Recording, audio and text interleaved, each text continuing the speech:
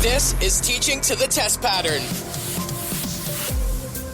Hey, buddy, welcome to Teaching to the Test Pattern. My name is Tom White. I am honored to produce this show for you today. Today, we're going to talk about the new Tricaster Mini a little bit. We're going to talk about some of the stuff that you can do with the new Tech Premium Access, including how you can fully automate a broadcast, which until I got my hands on it a couple of weeks ago, I had no idea how powerful it actually was. And we'll talk about that as we go through the show today. Want to thank our sponsor, schoolvideonews.com, for their continued support of Teaching to the Test Pattern. Those guys have been a blessing to me over the last 4 or 5 years and have done a lot to really further education in terms of video production across the country. Thousands and thousands of articles. I feel like I'm a broken record. I couldn't tell you how many articles there are. There's an email blast. And one of the great things is schoolvideonews.com is not just inward looking. It's not just looking at the classroom and how to solve things at the high school level or the elementary school level or the middle school level. It's looking at the entire industry as a whole. So post-secondary, actual professional content, those things are happening. One of my favorite things that I've learned in reading and working with those guys is about parabolic mics from our friends at Clover and the Sound Shark. I have a Sound Shark, and I love it. Wouldn't have known about it if it wasn't for schoolvideonews.com. So go check it out. Articles, years and years of articles. Some of it's back. It's all archived. It's all there. You can literally spend a week just digging through and finding the content that you want. There's going to be stuff on the front page all the way through, deep into the site. So thanks again to schoolvideonews.com for their support of Teaching to the Test Pattern podcast. Teaching to the Test Pattern. And it's not going away. As a matter of fact, it's with the newest Tricaster, the newest Mini, it's being not only embraced, it's being the locked Mini down. Talk about the new Mini. I'm excited about it. I'm so excited because the four NIC ports on the back are complete DHCP servers. So you can literally plug and play a PTZ camera into the back of any one of those 4 ports. I was going back and forth with Kane on Facebook a couple of times just to try to make sure, because the way he worded it, I wasn't 100% positive. So in response to that, they came out with a video for me. They were like, watch. And I was completely shocked because as an engineer, I'm more worried about somebody changing that IP address, and now it's got competing IP addresses and this, that, and the other. But because they have DHCP servers on those 4 ports, it is a plug-and-play device. So what we're talking about is the new Tricaster that doesn't have HDMI inputs. It doesn't have SDI inputs. It doesn't have it has USB and commonly known Cat5.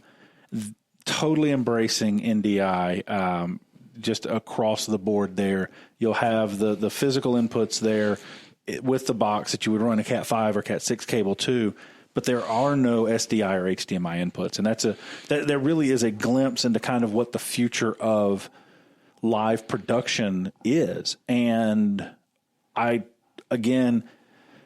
always the pessimist, not always always the realist, I guess. I was expecting to see a 6-digit price tag on that thing. Yeah. And when it came out at less than $10,000, I was like, this is fantastic. So anything else that we didn't cover that you think we should tell people about? I want to go full circle on what you just talked about, that this isn't going away.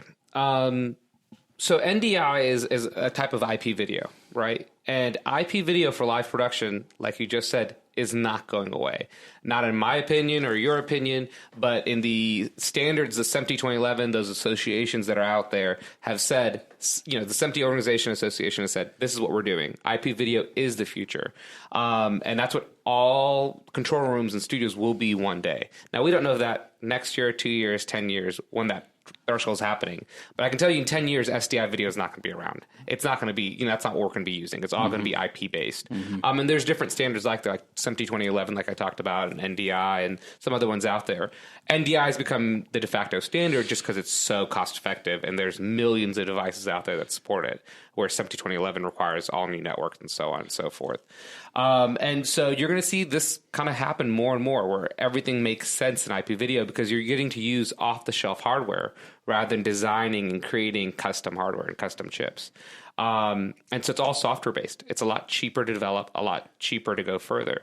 And then this is just for you and I, really, Tom. This is kind of exciting to me if you think about it, right? The reason things had to be centralized in a control room when you bought things was SDI cable. It's local. And so right now, the network is kind of our limiting factor, right? But the internet's getting faster and faster. Over time, we're not going to buy hardware in our control rooms.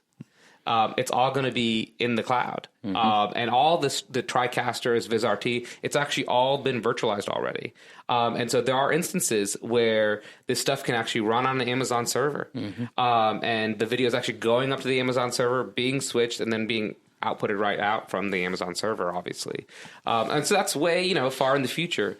But it's a very, very exciting time. And those synergies are essentially making it IP video has to happen. Why should I buy, if I own, 30 stations, why should I buy 30 control rooms when I can buy 3? And they can just all share the 3 control rooms. Same thing in the school system. Why is that necessary? When your control surface and your interface and your video and audio, it's already all IP, why the heck is it stopping right here? It's already on the network. It's already going up. Let's just keep sending it to the cloud. It is really exciting, and I guess now I'm going to have to officially come up with a show about IP, just so that we can clear the air on that. Yeah, it's interesting to just watch how it's grown. 4 or 5 years ago, I met Emory and the guys at Harvard, and he was balancing. Emory does 7 million events. I mean, they do all 42 sports, and he and I've talked a great bit about NDI and just how he's using it, and how for him it's end to end, with the exception of of rowing and those type things. Everything is NDI for them, and it's just becoming the norm at the collegiate level. So I think that at the high school level, it should be getting that way a lot quicker. Is there anything else that Well, we have. I feel. Here's the great part about this. I will sit here and talk about this all day long. Can I talk about Live Story Creator? This is the new thing I played with. Yeah, we were playing with this. Is amazing. So, I saw the demo and I was telling UTech how this is the coolest thing in the world. I didn't believe it. And they need to demo it more. Because for me, from a sales perspective, I was like, I can sell a lot of stuff. This is going to be amazing. I don't know how well it's going to work, but I'm going to sell a lot of stuff. I got to play with it this week. It's absolutely amazing. I do not a ton of webcasts, but I do an occasional webcast, and typically it requires at least me and Phillip and maybe even a third person to do it all. So the idea of Live Story Creator, sorry, let me back up on what is it. Live Story Creator, right? We all write a script. We typically write it in Word.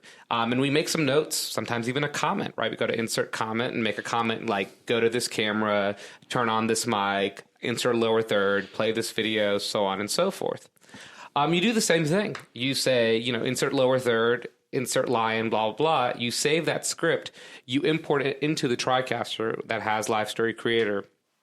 And it will actually decode those comments using some very intelligent AI and actually basically do the script for you. So as you read the script and move through the script, it's going to go to camera 1. It's going to put the lower third in. It's going to do the video. It's going to do all those things, and you can even do custom macros.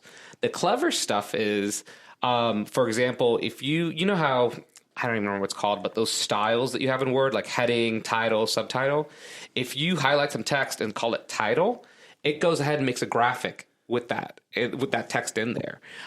Same thing with subtitle. If you put a subtitle style on it, it basically says, oh, okay, don't read this out loud. And it even does clever stuff like if you just say picture-in-picture top left, not special text, just picture-in-picture top left or picture-in-picture left or PNP, whatever you want to put, it can decipher that and actually do a picture-in-picture top left. I didn't believe him when he showed me that because I was like, no. You had to put in some values. You had to tell it X and Y axis and scale and this. No, literally he changed it. He said bottom right and it played it again and it put him down in the bottom right. I was like, are you kidding me? You put a file name in, play roller coaster.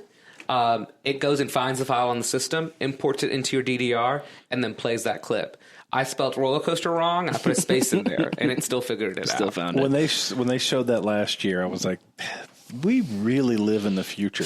And the other thing about that setup is with the automation stuff, when you use it, the playback window that you're running it with then becomes an NDI source for your teleprompter.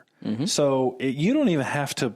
You literally can, if you can pace yourself, you set the teleprompter speed, and you then have everything you need in a full, crazy, every access, every button that you could ever use in a TriCaster production from a sheet of paper, essentially, a digital sheet of paper, I should say. Well, in the classroom experience, it's like you just said, you've got one TriCaster, 30 kids, but they can all script their stuff. They can be working on journalism, videos, really that skill set.